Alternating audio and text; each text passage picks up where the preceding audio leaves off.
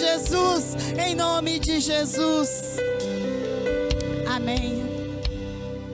Pode assentar.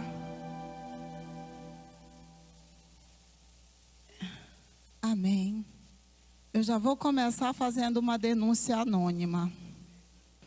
Para os pregadores de fora vem água de coco. Para mim, nem do filtro vem. Mas glória a Deus e aleluia. Por isso, um dia eu saio desse deserto. Amém? É uma denúncia anônima.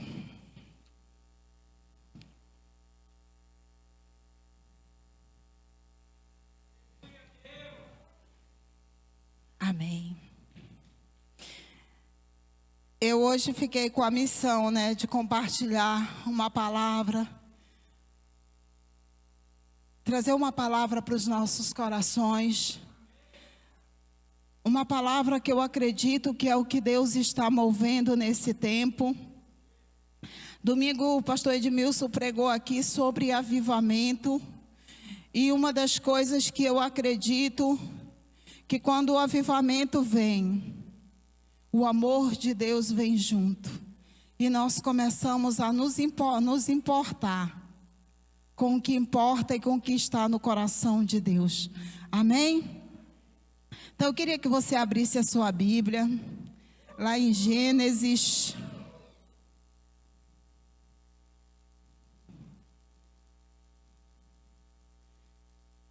Gênesis 4. Versículo 9.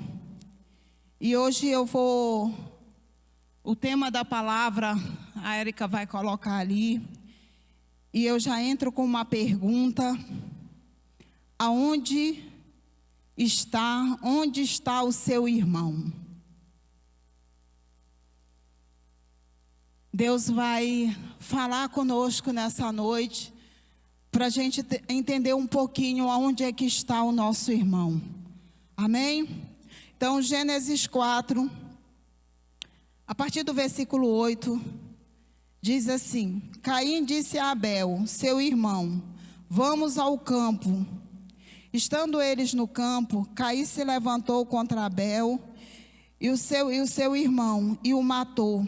O Senhor disse a Caim: onde está Abel, o seu irmão? Ele respondeu: não sei, por acaso sou o guardador do meu irmão?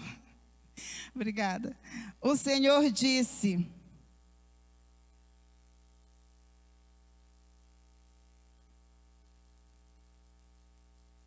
amém. E o Senhor disse: o que foi que você fez? A voz do sangue do seu irmão clama da terra a mim, e agora você é maldito sobre a terra. Só até aí, mas eu quero que a gente foque mesmo nesse versículo 9. Quem é crente aqui mais antigo, sempre ouviu uma frase que dizia assim: a igreja é o único exército que não volta para buscar os seus feridos. Quem já ouviu essa frase?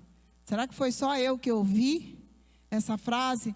Então é uma frase que sempre o povo fala, que a igreja é o único exército que não volta para buscar os seus feridos. Eu vou contar uma história para vocês. O Império Romano, o seu exército, ele se destacou por sua grande conquista. Ele venceu todos os seus adversários, ultrapassou muralhas, massacrou seus opositores. Mas apesar da superioridade desse exército, a obsessão por vitória e alguns dos seus soldados alguns dos seus soldados eram atingidos, havia uma pergunta: o que fazer com esse soldado mutilado? Então eles chegaram a uma conclusão de eliminar, sacrificar esse soldado, porque não havia tempo para parar para cuidar, não havia tempo, ou seja, esse soldado iria atrapalhar a conquista. E eles sacrificavam os mutilados. Eles não paravam porque a obsessão era conquistar, Então eles não gastavam tempo não iam perder tempo, no caso, para cuidar desse ferido. O que importava era o valor individual desses soldados, não importava, desses homens não importava. O que importava era a glória, era a conquista, era ganhar, era o reino, era o avanço, era estabelecer o reino. Então, para eles não importava.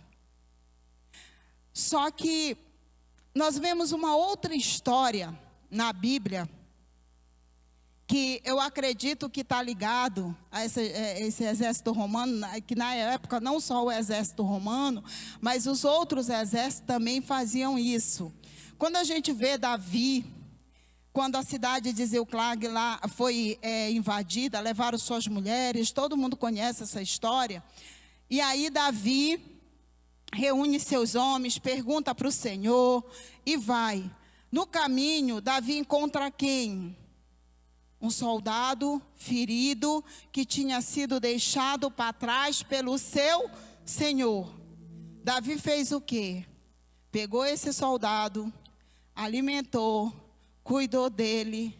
E depois esse soldado se aliou a Davi e levou Davi até o bando que tinha atacado Ziclag, levado a sua família. Será que isso fala alguma coisa para nós? Que o soldado ferido, que eu e você, nós deixamos para trás, o inimigo vai usar. Eu e você. Mas a pergunta aqui, o texto que nós lemos. Deus pergunta para Caim: onde está o teu irmão? Aí Deus não sabia onde estava Abel. Mas ele queria uma resposta de Caim. Ele queria que Caim dissesse, desse uma solução. E hoje, Deus pergunta para mim e para você: aonde está o teu irmão? Aquele irmão que um dia dormiu na tua casa, um dia esteve com você, um dia sentou à mesa com você, um dia te deu um abraço e uma palavra de incentivo. Talvez esse irmão até foi o canal de Deus usado para te trazer para o Evangelho. Talvez esse irmão, ele esteve muito do seu lado em momentos difíceis, mas ele foi abatido. E Deus hoje pergunta para você e para mim: aonde está o teu irmão? Caim sabia que seu irmão estava morto, mas ele não quis conversar sobre o assunto. Quando Deus pergunta para nós: cadê aquela pessoa que estava junto com você? Cadê o seu irmão que começou a caminhada com você? Você sabe onde o seu irmão está. Mas o que você tem feito para trazer esse irmão de volta para a presença de Deus? Você tem ido visitar esse irmão? Quando Deus começou a colocar isso no meu coração, tem um rapaz, hoje ele é um rapaz, mas um dia ele foi um bebê. E ele nasceu praticamente na minha casa. A mãe dele ficou grávida, morava lá em casa, e foi para a maternidade, teve o bebê, ficou lá em casa. E eu me apaixonei pela criança e ficamos como família. E esses dias, ele veio para cá, para a igreja, ficou um tempo aqui na igreja, até a adolescência dele. E depois ele começou a se envolver em outras coisas, saiu. Mas sempre que é engraçado que essa criança, todas as vezes quando ele adoecia, ele passava por momentos difíceis, desde criancinha. Ele dizia para a mãe dele: eu quero ir para a casa da tia Bá. chama a tia Bá, eu quero ir com ela. E eu levava ele para o médico, eu cuidava dele e tudo. E quando ele ficava bom, a mãe dele levava ele de volta. E nesse envolvimento dele, um tempo atrás, ele apareceu aqui na igreja. Ele tinha sido preso, ele apareceu aqui na igreja. Eu abracei, levei ele lá para casa. Ele dormiu lá em casa. Eu passei quase a noite toda conversando com ele, pregando para ele. E ele sumiu. Sumiu, disse para mim que ia só visitar uma pessoa e sumiu, não voltou mais. E um dia me mandaram um vídeo que ele tinha feito alguma coisa e ele estava preso. E eu fiquei pensando, para onde levaram ele? E de vez em quando eu orava por ele. Esses dias no congresso, eu conversando com uma pastora, ela disse para mim assim: cadê aquele menino que desde criança, que ela se converteu praticamente na mesma época que eu, cadê aquele menino? Eu contei a história para ela. E eu contei para ela que aquele menino, todos os dias, o Moisés tinha 8 anos de idade, ele levava aquele menino para o quintal, e ele levantava ele e dizia: Senhor, eu te apresento essa criança é tua. Eu te apresento, todo dia ele fazia isso. Eu acredito, e quando foi esses dias, eu conversei com essa pastora, falei, e ela disse assim: procura esse rapaz. Eu falei: eu acho que ele está no presídio, porque eu acho que ele já é de maior. Ela disse assim: procura ele, vê onde ele está, qual é o presídio, vai visitá-lo, vai resgatar ele. E aquilo foi muito forte. E domingo, e Deus vinha falando, domingo eu lancei o desafio aqui: onde está o teu irmão? E na segunda-feira, eu indo daqui para cima, indo aqui lá para cima, veio um irmão daqui da igreja. Ele falou para mim assim: olha, tem um rapaz lá onde eu trabalho, no menor infrator, ele está lá, e ele disse que conhece a senhora, que ele nasceu na sua casa, que ele foi criado pela senhora, ele passou muito tempo lá na sua casa, ele sempre viveu na sua casa. Aí eu peguei e falei o nome, ele disse: é esse mesmo.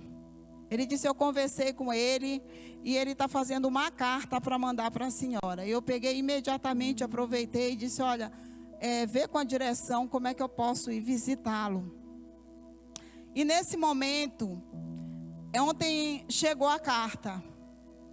E assim, a carta é muito, foi mesmo que uma espada assim entrando e me desafiando. Aí, e ele dizia para mim: eu estou aqui, mas eu não esqueço da senhora um só momento. E não esqueço da sua família. E procure a minha esposa e leve uma palavra para ela. Eu disse: agora a coisa ficou complicada, porque eu não sei nem por onde começar a procurá-la, mas eu vou visitá-lo e ele vai me dar o endereço, né? E eu vou achar essa pessoa. Por que eu estou contando esse testemunho para vocês? Porque às vezes essa pessoa passou por dentro da sua casa. Talvez essa pessoa, seu irmão, foi uma criança que Deus colocou no seu caminho. E você deixou para lá. E Caim sabia. Ele sabia que seu irmão estava morto. Mas ele não quis conversar. Ele não quis discutir sobre o assunto. Qual foi a resposta de Caim?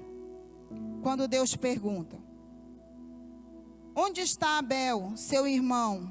Ele respondeu: não sei. Por acaso sou eu o guardador do meu irmão? E como é que nós respondemos quando Deus pergunta para nós: cadê o teu irmão?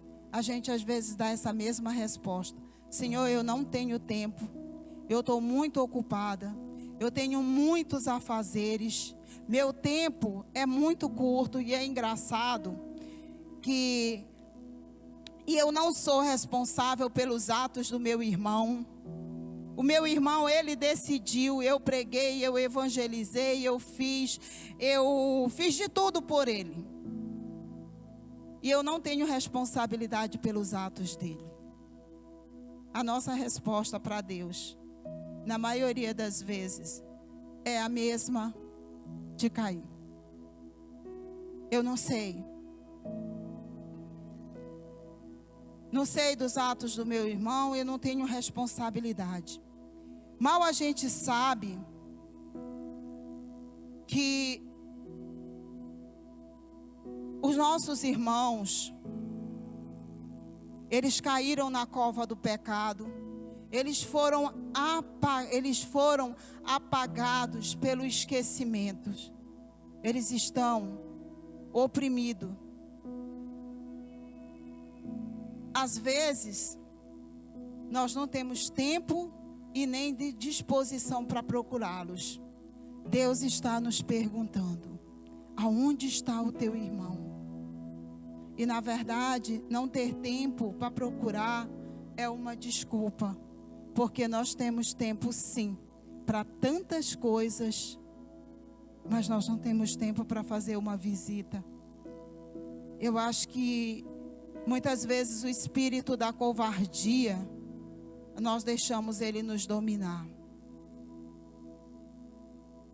E nós sabemos que os nossos irmãos, que nunca mais assentaram à mesa do Pai, que nunca mais estiveram na presença do Pai, eles estão sobre o jugo do diabo, estão perdidos no deserto do pecado, estão aprisionados na solidão. E o estado deles está pior do que antes. Não é que a Bíblia nos fala? A palavra nos diz isso. E como será que está o coração de Deus? Como será que está? Esse nosso irmão, que a mesa está posta e o lugar dele está vazio, o pai está com um filho, e o pai está esperando esse filho pródigo. O coração do pai está clamando por esse filho pródigo. O coração do pai, se você pedir para Deus e você tiver a liberdade de entrar no coração de Deus, você vai ver escrito com o sangue do Cordeiro o nome desse filho. Ele não desistiu desse filho. Ele continua clamando e esperando esse filho. No coração do pai, esse filho está com o nome escrito, marcado, escrito com o nome do Cordeiro, esperando a hora dele voltar. É engraçado que quando a gente vai para a palavra, Jesus, lá em Marcos 16, bora lá para Marcos.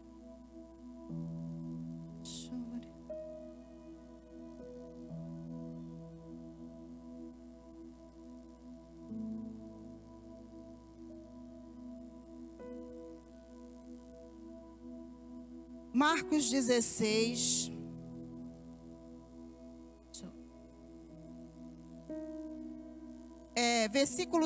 capítulo 16, versículo 7, ele diz assim: mas vão e digam aos discípulos dele, a Pedro, que ele vai adiante de vocês para a Galileia. A gente vê uma cena aqui, Pedro, como todos os discípulos, tinha negado a Jesus. Pedro estava sobre um jugo de culpa, voltando para o seu lugar de pesca, voltando para a sua vidinha. Os discípulos estavam voltando ali, mas quando Jesus ressuscita, ele diz a Maria Madalena: vai e fala aos discípulos e a Pedro. E Jesus senta com Pedro, Jesus chega ali e senta com Pedro, com os discípulos, e começa a trazê-los de volta, a lembrá-los daquilo que Jesus tinha falado com eles, que Jesus tinha, tira a culpa e traz Pedro, e envolve com seus laços de amor. Quantos Pedros tem por aí desistidos, aprisionados pela culpa?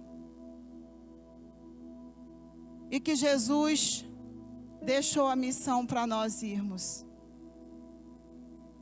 resgatar esses Pedros.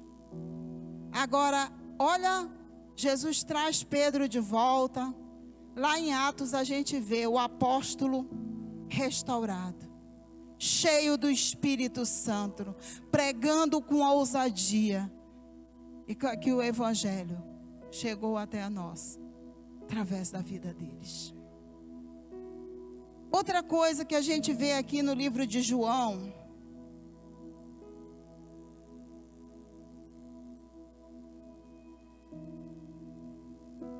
espera aí que eu acho que João foi passear.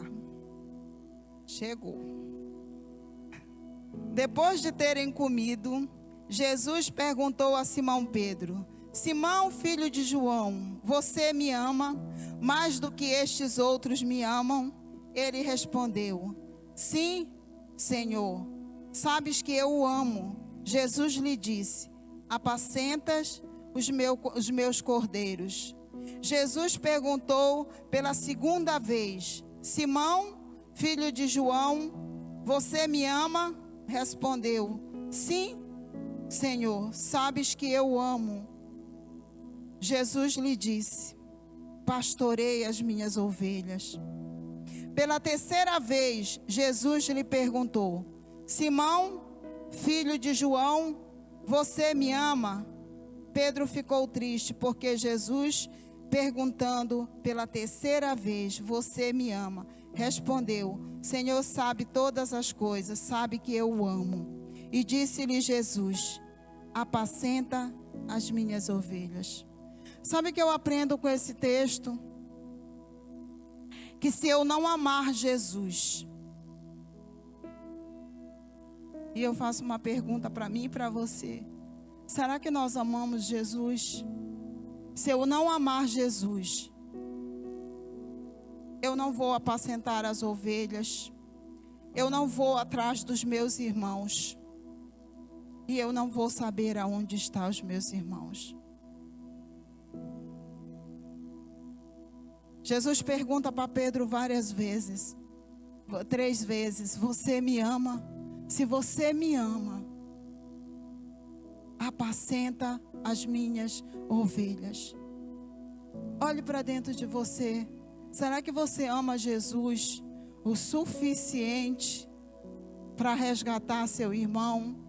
Será que você ama Jesus o suficiente para acolher seu irmão? E meu irmão, deixa eu te dar uma notícia boa. Acolher um irmão que está ferido, machucado, desistido, não é fácil. Realmente requer amor. Amor. Porque quando a gente chega para Jesus, tem gente que chega para Jesus no estado de enfermaria, tem uns que chegam no estado de UTI, tem uns que chegam no estado só de primeiros socorros ali, né, e depois caminha. Mas eu acredito que a Bíblia diz que quando a gente sai, o Espírito sai e vai por lugares áridos e encontra, e a casa fica vazia. A Bíblia diz que vem 7 espíritos piores e se apossam dessa casa. Então, aquele que você vai resgatar, que um dia esteve aqui na presença do Senhor adorando, ele já vai te dar mais trabalho. Ele vai dar mais trabalho, ele já vai vir mais, com mais problema do que quando ele saiu, pelo que a palavra nos diz. E nós precisamos desse amor de Deus, desse amor sobrenatural, para resgatar o nosso amor, o nosso irmão. Amém? Essa era a palavra que eu tinha para ministrar para nós nessa noite. E agora eu quero que você fique de pé e nós vamos orar para que Deus remova de nós